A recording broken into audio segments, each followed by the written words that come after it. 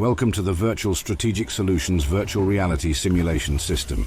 Accessing Legacy Dataset. Files loaded, simulation ready. The archetypal Vault-Tec executive, Askins, is corrupt, sleazy, single-minded in his devotion to the corporation, and likes vanity license plates, JST Askin.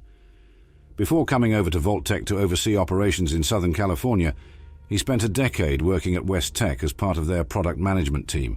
He oversaw the initial rollout of the T-45 power armor in 2067, ignoring design flaws in favor of pushing out the product as fast as possible. While he joked that at least they looked great, he also completely ignored that these flaws had resulted in numerous American soldiers being killed.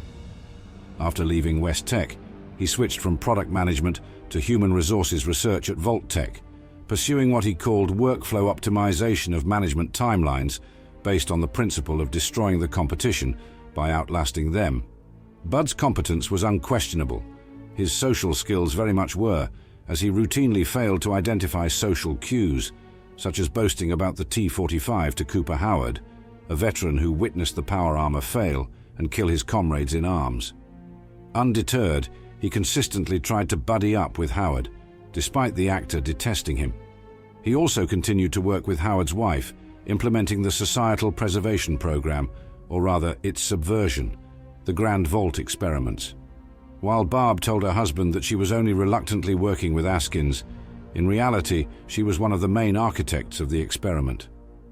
Under her supervision, Askins would design the 3 vaults of Santa Monica, 31, 32, and 33, as an extension of his Buds executive training program.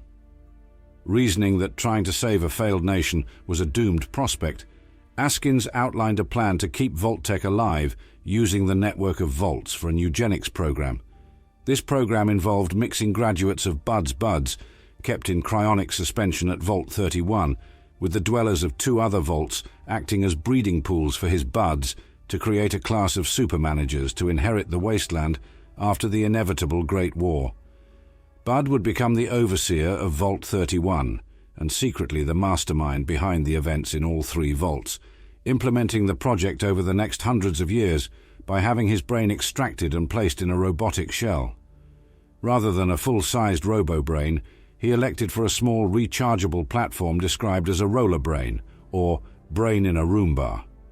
Bud Askins is introduced in the 6th episode, during the filming of the promotional video for Vault 4, awkwardly introducing himself to Cooper Howard. After failing to make a good first impression, he tries his elevator pitch, the future of humanity is management, but is interrupted by Barb, who snatches Howard away. Askins is later seen at the wrap party, trying to attract the attention of Cooper, but fails to do so. Askins appears for the first time in the post-war era, after Norm infiltrated Vault 31 after tricking Askins into opening the door. Askins' robot chassis got stuck behind some boxes and Norm frees him.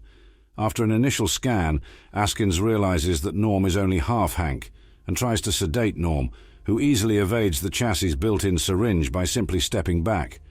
Powerless to stop him, Askins reveals the grand plan to Norm before sealing the cryonic chamber and forcing Norm to choose between slow death by starvation or climbing into one of the cryopods to enter suspension, like his father. Bud Askins is a visionary with a unique mindset.